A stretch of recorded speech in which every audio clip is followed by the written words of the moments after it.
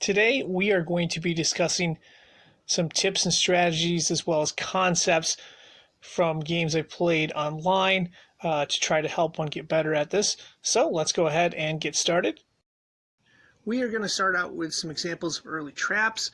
Then we're going to transition to value of the center. Number 3 is probably the most important part. That is setting up an offense or defense around a triangle. The less likely the opponent can see one, the better. And of course, we'll look at some other ways to set up a double attack. Our first trap involves red sticking 2 pieces side by side in the middle on the bottom. If yellow does not stick a piece on either the left side or the right side, red can simply stick a piece on either the left side or right side. They'll have 3 in a row, and at that point, there is no way yellow can block. This trap can be effective in online games with short timers against newer opponents.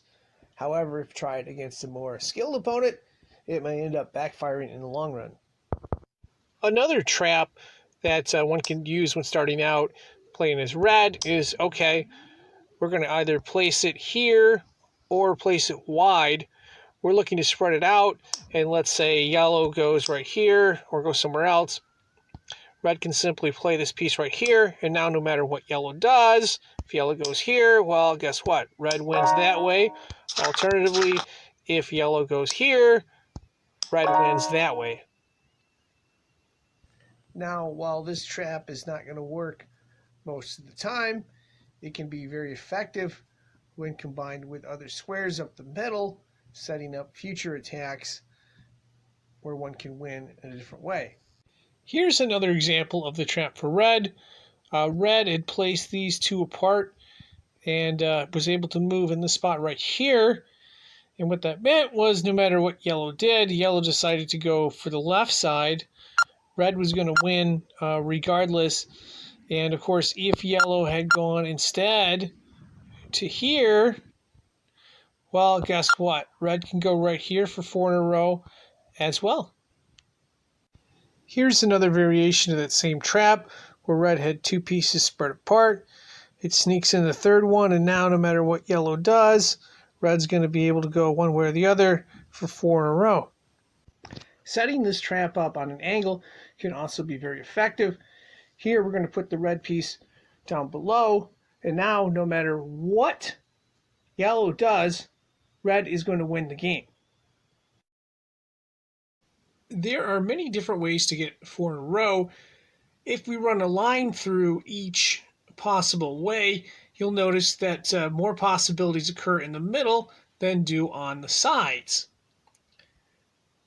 Now, of course, the lower one is, the more likely they are to hit their 4 combo. Because if we have a 4 combo up top and our opponent has one on the bottom, our opponent's more likely to hit it than we are, as we're not going to get to it to the end. So the basic point here is that the real estate or the pieces in the middle are worth a lot more, not just in terms of being able to make a move or get 4 in a row, also in terms of being able to block your opponent's attempt to get 4 in a row as well. And as one watches this game on the left here, one may notice that yellow is putting more pieces in the center. And what that means is while they're not going to be able to realize all of the different ways that one can make 4 in a row, there are a lot more options available, and they only really need 1 to win. That's it. From my experience, one of the best ways to set up 4 in a row is to have a double attack triangle where one has one way to make 4 in a row doing it flat and another way to do it on an angle. Once that is in place, you can basically move at that spot, and no matter what your opponent does, you'll be able to get 4 in a row. So let's take a look at some examples of that. On the game on the left, we need to put a piece on row 2, column 1, and that will allow us to set up a triangle. And now, No matter what yellow does, they can't block both spots, and we will win the game. In this game right here, red has its own version of the triangle, or two different ways on the left side to set up, and that's why it played the second spot, because no matter what yellow does, if yellow goes to block right here, well, red's going to make 4 in a row this way, and of course, if yellow does something else, let's say randomly goes right here, well, red makes 4 in a row this way. So there's no way, once it gets to that point, there's no way yellow can stop it. In this spot right here, it is yellow to move. Yellow can win the game in 2 moves. Basically, we're taking advantage of the triangle. We don't have it completely in place yet, but if you'll see, there's 2 potential triangles there. So if we undo that there and we play this corner piece as yellow, no matter what red does, we're going to win. If red blocks right here, we win. If red goes somewhere else, of course, we're going to play this piece right here, and we win that way as well. In this game right here, playing as yellow, do a very good job of taking control of the center early on. And now we're going to leverage this by setting up a triangle. Going to get some of the pieces in place there. Now we're going to get an important piece there, and of course one piece on the right, and that's going to set up a triangle which will allow us to win after we end up blocking both of red's attempts at 3 in a row. Now red can no longer block, and we win.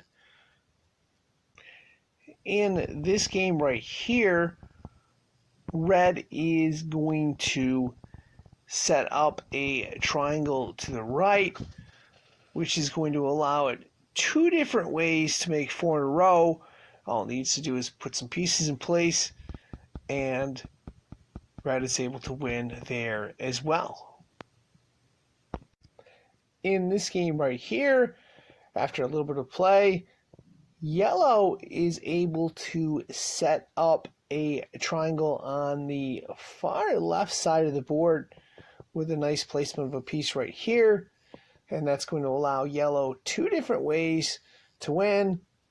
And of course, red cannot block it.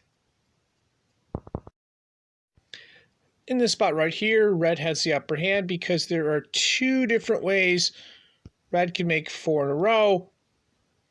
So no matter what yellow does, red's going to win. If yellow decides to block right here, okay, red goes in this square spot right here and gets 4 in a row. Alternatively, if yellow decides to, let's say, go right here, red can simply go over here, and they make 4 in a row as well. In this game right here, it was red to move first, yellow to move second. Playing as yellow, the one thing I do right is I occupy this spot right here. Why is that important? Well, I can make 4 in a row. Well, guess what? Red can make 4 in a row too. What is the difference here? Well, the difference is that because red was first to move, if red had not gone where it went and instead, let's say, goes here, I move here as yellow. If you'll notice, I also, as yellow, occupy, in addition to the second one, I occupy the 4th one as a way to make 4 in a row as well. So what that means is if red goes here, we can make 4 in a row here as yellow, through there, right there, or alternatively, if red goes where it went, we can make 4 in a row that way as well, because we are second to move. So if you're second to move, you want to try to occupy that second row. So if the game comes down to a really, really long one like this, the higher stuff doesn't matter. We're second to move. We're going to get a shot at that. Now we have both sides covered, of course. In order to do that, if you only have one side covered, it would still play out that way as well. But you want to have your 4 in a row opportunity at the bottom. It's typically worth more. And again, red had the same thing here as well. But the reason red can't win is because yellow is second to move, so they're going to be covering that second spot right over here. In this game right here, yellow was first to move, red was second to move. So while yellow was able to occupy the second spot, unfortunately for yellow, they were first to move, which meant red could cover both spots, and this game ends up being a draw. In this game, yellow was first to move, and it's basically the same concept. Red has taken out the 2 and the 4 spot. Well, it has multiple ways on the 4 spot on the left side. So what that means is because yellow is first to move, red's going to have the second move, and red can win either way. Now, the actual game plays out like this, where yellow decides to go right here. Okay, red goes here. Yellow goes here, and then red goes right here, and then to finish it off, yellow decides to go this way, red wins. If alternatively yellow had gone right here, well, red wins as well in that spot. So if you're playing the second player, you want to try to occupy the second and fourth, and that way you'll have a chance to win if the game goes long to the end like it did right here. In this example right here, yellow is playing second. What they do very well is they set up an opportunity to make 4 in a row on the second rank or second row. Why is this important? Well, because red is going to be first to move after all the pieces come in. That means yellow will be able to fill, and that also means that all the other opportunities that red has above don't matter, because yellow is going to get the first chance to fill in down below. Now, in contrast, when one is moving first, what they're going to want to try to do is set up a potential 4 in a row on an odd number row. Of course, the lower the better, as yellow is able to do in this game. They've got a setup on the left and a setup on the right. And in this case, red is not able to stop yellow, and yellow is able to win the game due to setting up a potential 4 in a row on an odd number row. So, of course, to sum things up, one wants to control the center and then look for multiple ways on the side to make 4 in a row, like we do right here, and of course there, and finally on the left side as well, which allows us to get a nice win as yellow. It's yellow to move right here. Our previous move was this spot right here. And why is that important? Well, if you'll notice, there's one way to make 4 in a row right here. And of course, there is a second way to make 4 in a row right here. That means when it's yellow to move, we can go right here, and no matter what red does, we're going to make 4 in a row either this way or this way, and there's nothing red can do to stop it. And that is going to wrap this up. Thanks for watching, and good luck.